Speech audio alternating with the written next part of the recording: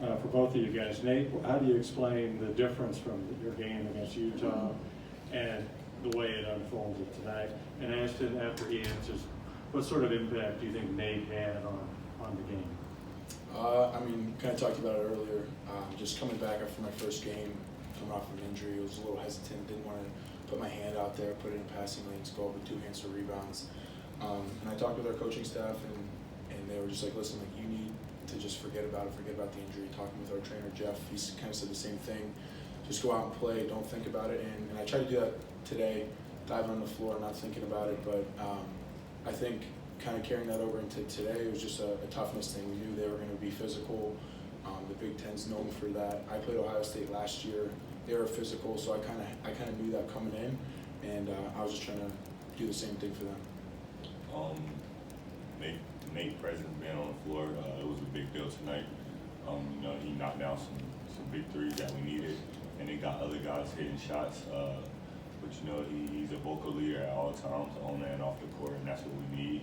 But also the Utah game, we didn't start off with no energy.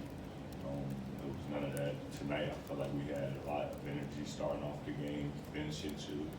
But you know, we just messed up on certain parts.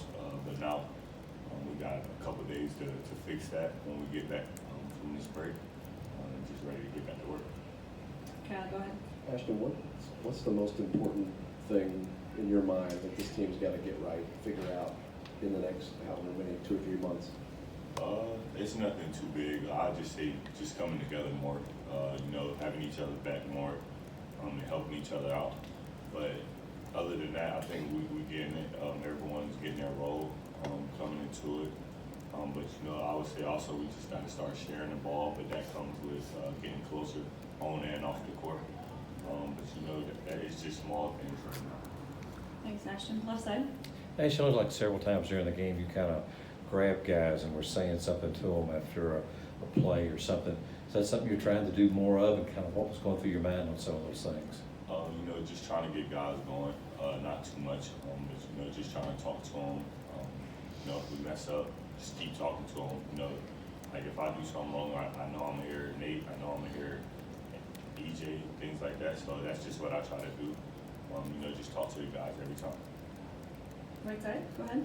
The Ohio State guys talked about this game being a 40-minute grind, kind of a test of wills.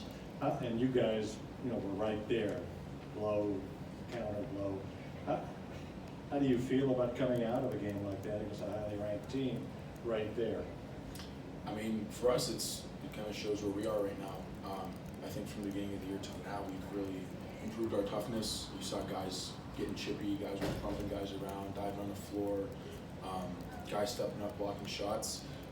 Like I said before, this was a big toughness game for us, and I don't really remember the score, but I think we're starting to click. We're like 2 or 3 possessions away from really getting this thing going. And it really starts with, like Ashton said, starts with on and off the court relationships, and we're starting to do that. Guys are hanging out with guys outside of basketball, and that trust carries onto the court so that every time we step on, we know that guys are going to be there for each other. Nate, after 2 straight losses on this trip, what was the mood like in the locker room after the game? It was pretty solemn, but we have a team full of guys that are ready to play, and the game coming up is huge for us. It's an in-state rivalry. It's another big toughness game for us, and the attention around that game is so much more, and we know that, and the attitude for them coming in, the attitude for us coming in, it's kind of the same thing. It's 2 big dogs going after it, and whoever's hungry at the end of the game is gonna get the bone, as Kenny Payne said to us tonight. Go ahead. I know you guys just came off 2 big losses, but the Ohio State head coach, he did say that Coach Cal finds a way to make runs deep in March. What's your confidence in him and each other, and what are you going to focus on once conference play starts? You know, we had our ups and downs with last year. You know, this year it's the same thing. You know, we lose it, we don't always hear something, but you know, we just got to stick with each other. You know, Cal's coaching us to win in March, so you know, we just got to keep on fighting, even no matter what happened. You know, just stick with each other, like I said earlier. You know, and just keep fighting. Nate, you've not played in the Louisville-Kentucky rivalry yet, but I'm sure the guys have talked to you about it. What are you expecting in that game next weekend, and what have the guys told you?